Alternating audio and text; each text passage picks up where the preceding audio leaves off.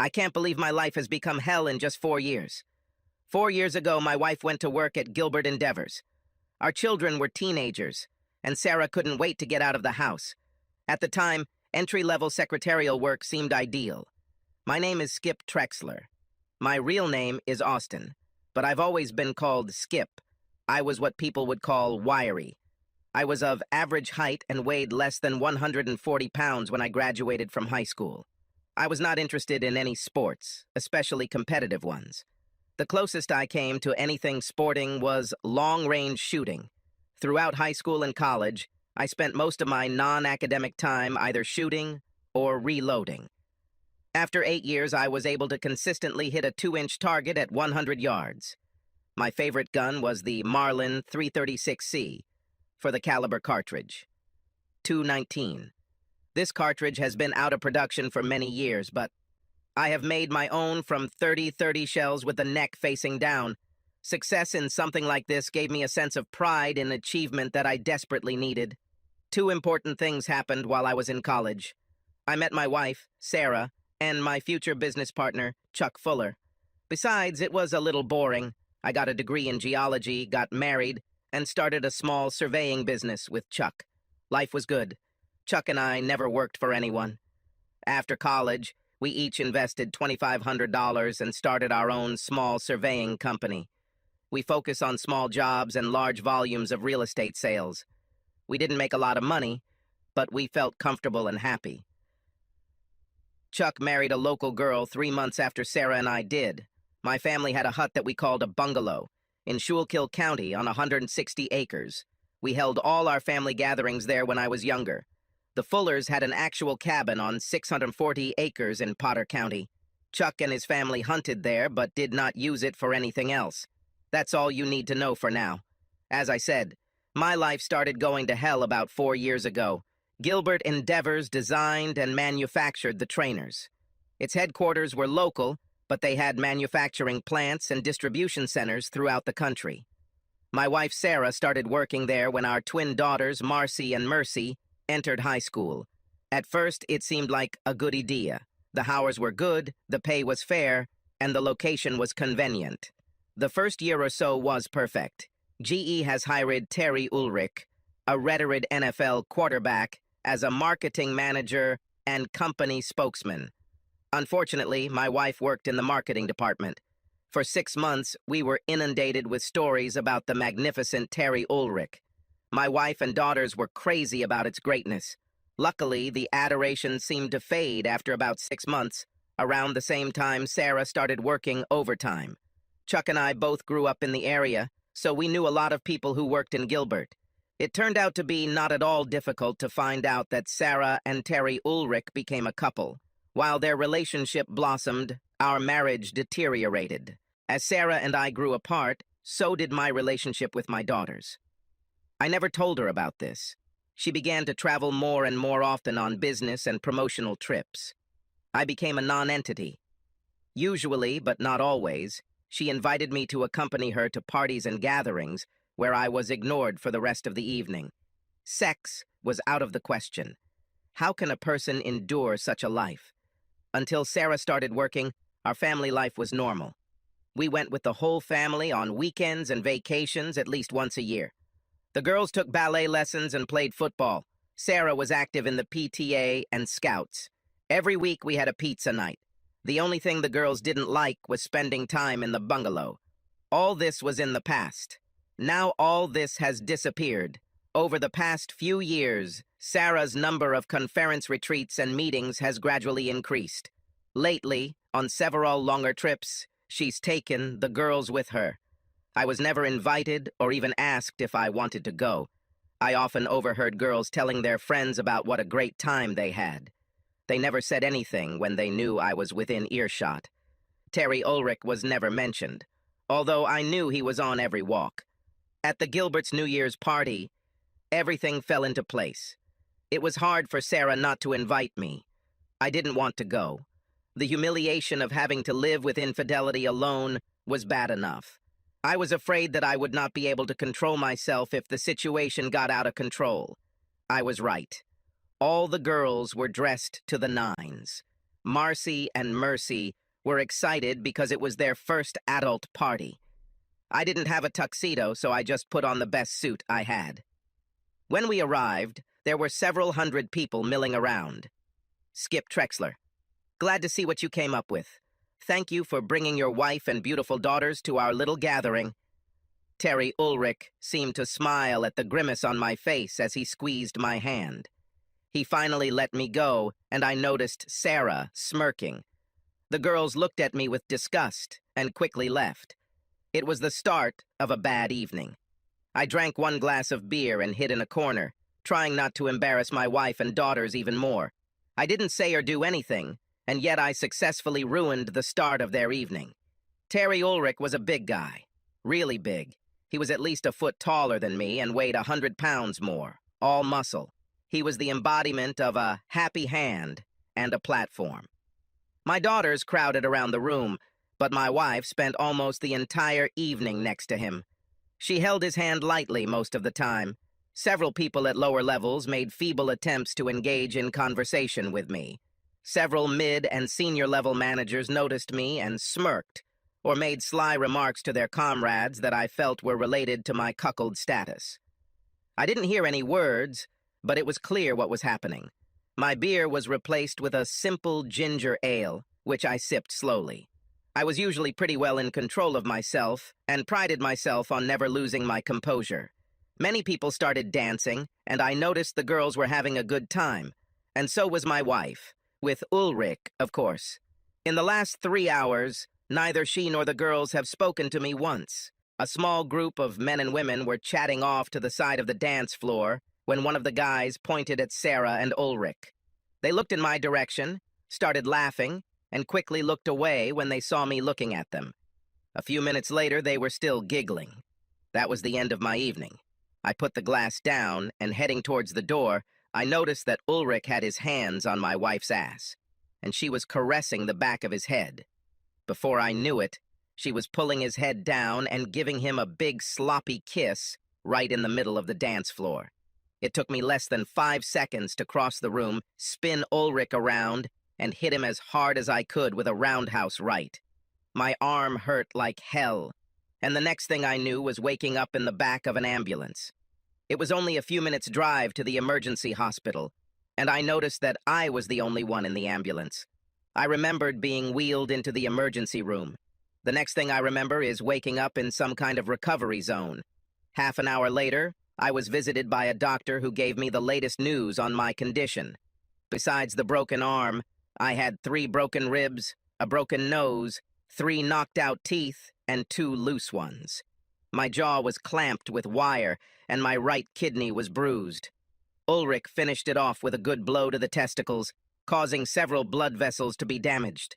The doctor said I could be discharged in about 4 days, but I would have to spend at least 2 weeks in rehab. If I wanted, they could arrange for me to undergo rehabilitation at home. I chose the first option.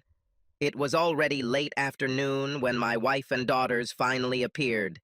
Sarah looked annoyed and the girls looked bored. Nobody said anything. Since my jaw was tense, I was reluctant to start any conversation. I could talk, but I didn't want her to know it. Well, Skip, what can you say in your defense? I quickly assessed her attitude and decided that I did not need this conversation. Instead of trying to answer her, I just muttered and pointed at my jaw. We must have sat there for a good minute before she spoke again. I was embarrassed, Skip. The girls were so humiliated that we had to leave before the new year. The whole evening was ruined, and for what? I should have known what it would be like to take you out in public. I guarantee that nothing like this will happen again. She had no idea how right she was. I just sat and looked at her. I couldn't even manage a smile, so I didn't do anything. They lingered for several minutes. Since I didn't react, they eventually just got up to leave. Chuck showed up a couple of hours later. We chatted for a few minutes. Yes, I could talk. And then he pulled out the local newspaper. I made it to the front page. Local NFL hero defends wife and daughters from cruel father. The attached story is about how I attacked my wife while she was dancing at the annual Gilbert Endeavors New Year's Eve party. Terry Ulrich burst into the room and held me until they took me away. Not exactly as I remember, but It's a story people will believe. Chuck and I talked for a couple of hours and discussed several options. After he left, I refused dinner and asked for sleeping pills. I needed a good long rest. I spent most of the next day being checked, probed, and poked. All damage was discovered, and appropriate measures were taken. Now all I could do was wait and heal. One of the hospital staff gave me a list of recommended rehab centers in the area. I chose one of them near Hamburg. Chuck showed up later that evening. I sold him my share of the company for $2,500.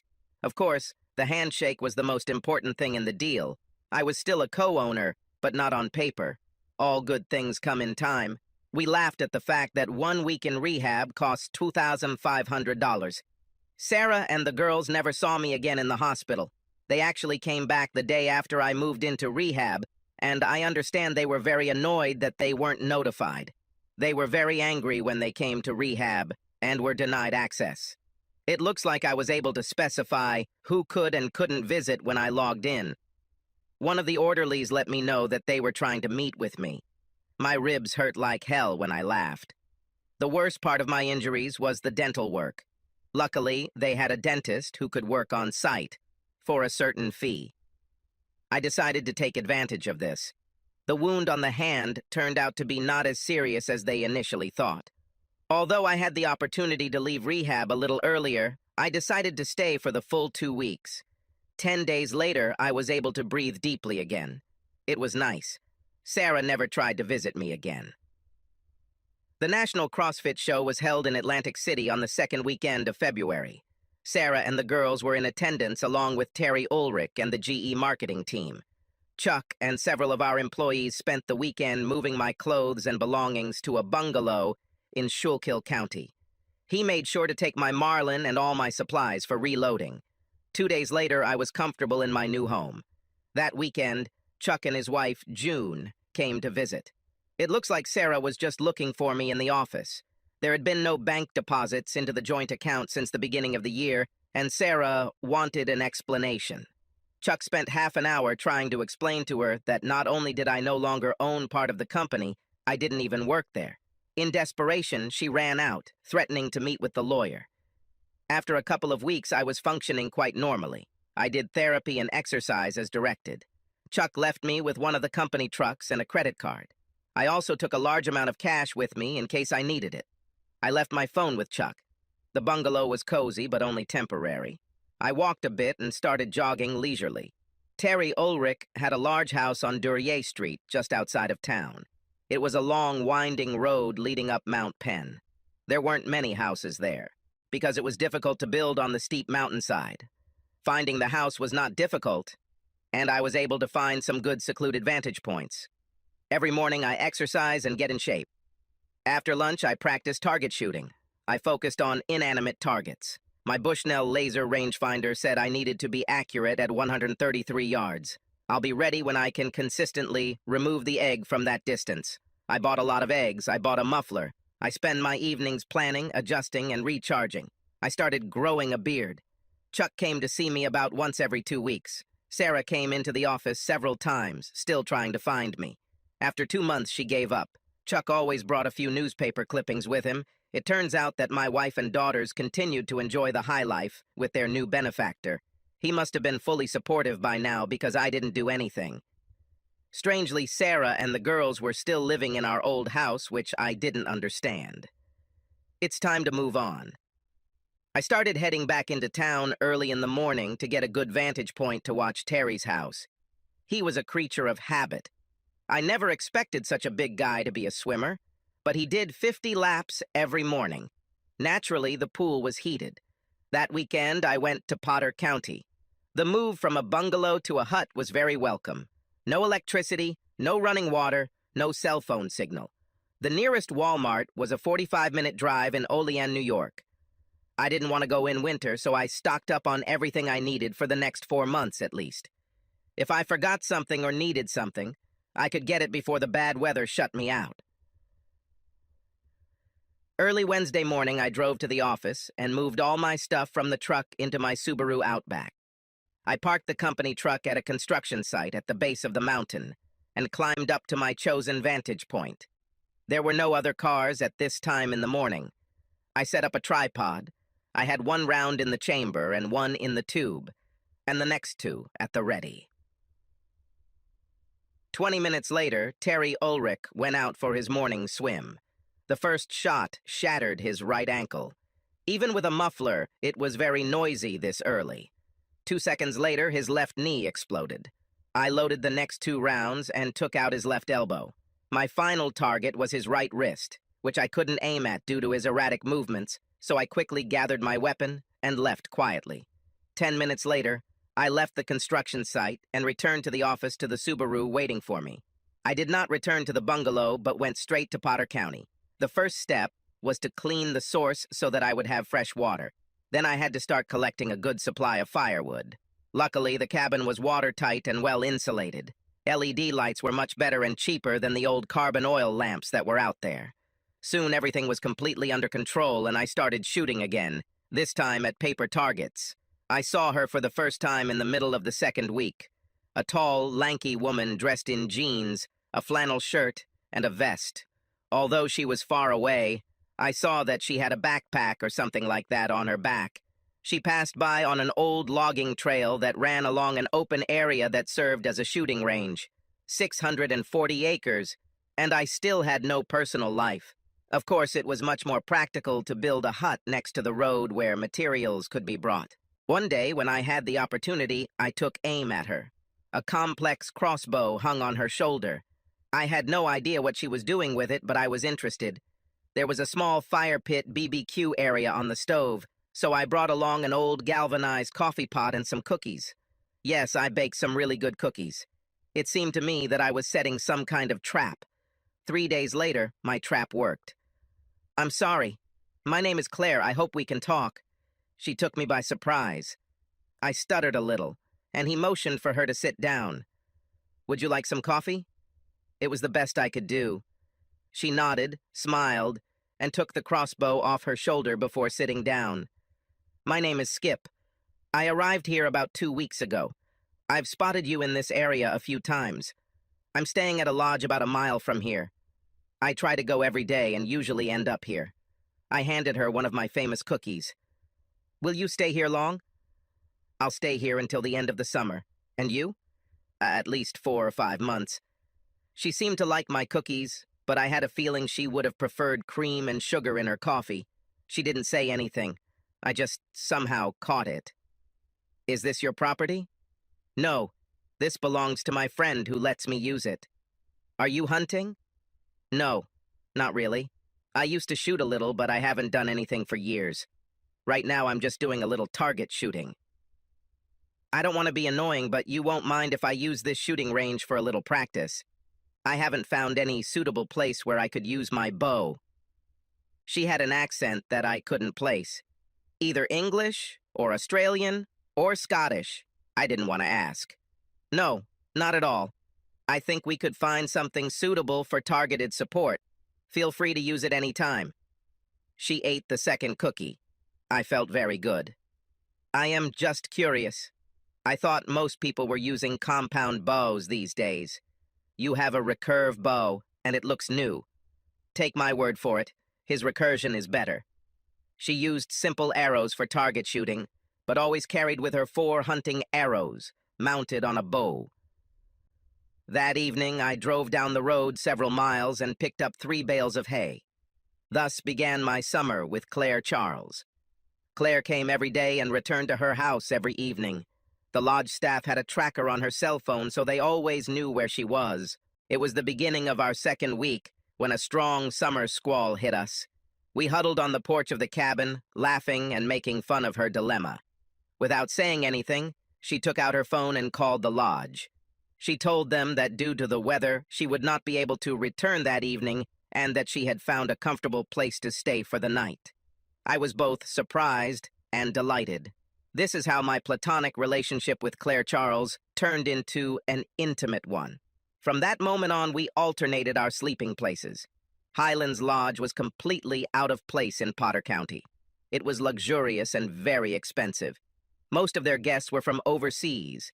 Claire's family were from Cornwall. Highland had hot showers, plentiful food, and laundry services. which I took full advantage of. Outdoor sex is fun, but it's much more enjoyable when you have everything you need. We spent less and less time at the shooting range. A couple of weeks later, while Claire and I were busy having lunch, Chuck and June arrived. June seemed especially pleased that I had a companion, and even more so when she realized it was a full-fledged relationship. We kept a low profile for the first few hours, and then June and Claire went off to chat. After the tragic attack on Terry Ulrich, I became the first suspect. This turned out to be a much bigger problem for Terry than he expected. The press wanted to know why I was the main target of interest. The more they looked into it, the worse it became for Terry and my wife. Although the focus was on finding me, the press quickly turned to the relationship between Terry and my wife. 3 weeks later, Terry Ulrich was no longer representing the Gilbert endeavors. Police visited the Schuylkill County bungalow and found it empty. They had no credit card leads, no phone calls, and no idea where I might be. They never asked Chuck about the cabin. Chuck mentioned that Sarah had come to the office several times, trying in vain to find out where I was. She seemed to be a little desperate as her source of money began to dry up. According to Chuck, it turns out that Terry has lost interest in her and blames her for his problems. I didn't have a plan for the next step. I couldn't go back and had no other options. I wanted to explore. At the moment, I was drifting. As we reached the end of the year, I felt myself becoming complacent. I was happy and content with Claire, but I should have paid attention to my real life. It was a cool autumn day, and I was alone in the hut. Something was wrong, but I couldn't figure out what it was. I had just heated up the wood stove and made coffee when the door suddenly swung open. Terry Ulrich was just as big and ugly as the last time I saw him. He stood in the open doorway with a wide smile on his face and an old police SWAT pistol in his right hand. He seemed to stand unsteadily and held his left arm at an odd angle, as if he was trying to maintain his balance. We just stood and looked at each other. I expected some profound words of revenge, but nothing came. Coffee? Bastard? I spent over $10,000 to find you. No, I don't want any damn coffee. Well, what can I do for you? I know it was you, you sneaky little weasel.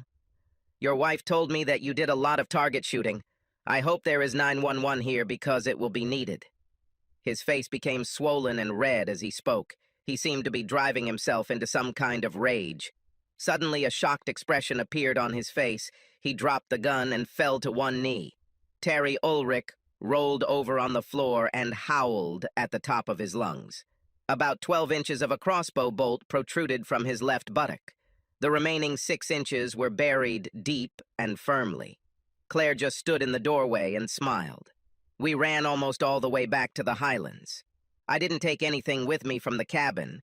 It took Claire about 15 minutes to load all her belongings into the rented Land Rover. We laughed the whole time, like a couple of high school kids. We finally calmed down to a fairly normal state when we reached US 80. Breakfast was comforting and filling. I assume he already removed the arrow and went to the hospital. I don't think so. He should call 911.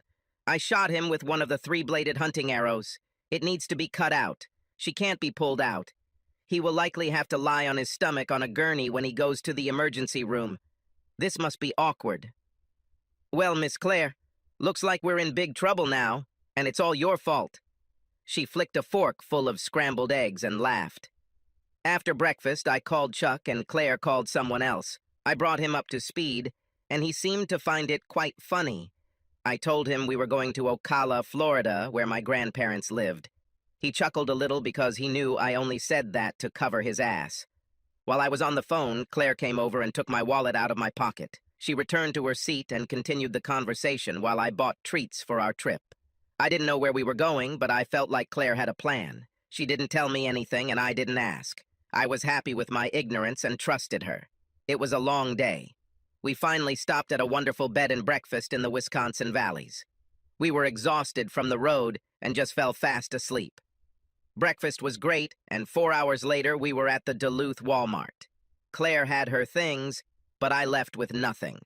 I had no idea what was on her mind, and she seemed to have fun keeping me in the dark. I got a new wardrobe, and Claire got a big bag of snacks. Ever since I was a boy, I dreamed of canoeing on the lakes. Finally, I managed to do it. Everything was arranged when we arrived. The outfitter was even going to take care of Claire's rental car. This gave me a clue that we probably wouldn't come back. It was intriguing and exciting. I couldn't wait to see what else she had in store for me. Before leaving, I made one last call to Chuck. "Skip, what the hell did you do? All the news here is about Ulrich's latest failure. Even some of the national services have picked up." "Damn it, Chuck, I have no idea what you're talking about." I heard June laughing in the background. "Well, his media image is falling like a lead balloon. He can't seem to do anything right. Nothing like this could have happened to a nicer guy." I always wanted to say this. By the way, Skip, divorce is a good move. Sarah didn't expect this, and it really hurt her. I don't know how you did it, but it seems to work. She has no idea what to do, and she has no money. Chuck, trust me. I am not kidding. I have no idea what you're talking about. I never even went to a lawyer.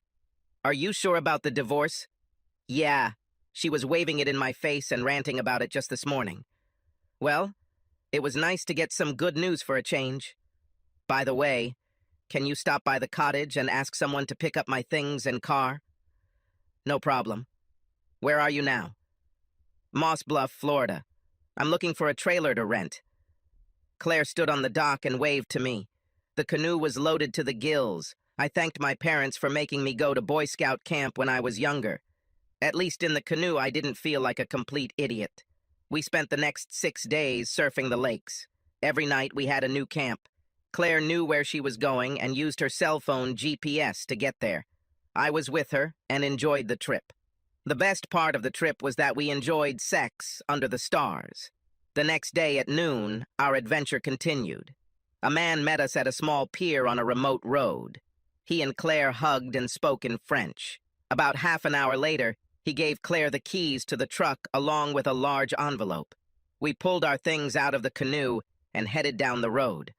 I looked out the back window and saw him push off from the dock. I was driving, and Claire started rummaging through the envelope. "I think I better get used to calling you Clinton." "Of course." I gave her a strange look. She giggled and handed me a Canadian driver's license with my photo on it. The name on the driver's license was Clinton Barfield. "You're joking, aren't you?" "No, you are now Clinton Barfield, and you have a new Canadian passport." She waved proudly in front of my face. "Are we in Canada?" "Of course, silly." 4 days later, we landed in New Quay. 2 hours later, we were at Claire's family home near St. Austell. It's like I was born here. I felt comfortable and satisfied. I was very worried about meeting Claire's family. The mansion was huge. Her father asked me to join him in his office. There was an elegant walnut gun cabinet against the far wall. I watched with interest as he reached inside and pulled out a rifle. He handed it to me and smiled. It was my Marlin 336S with a chamber in it.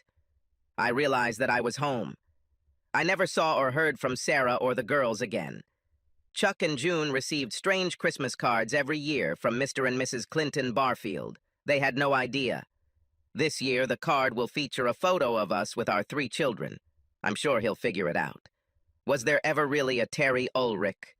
Subscribe to our channel so that your second chaff doesn't cheat on you, and go ahead and listen to the next story, because this story is nothing compared to the next one. If you're under 18, don't even think about listening to the next one.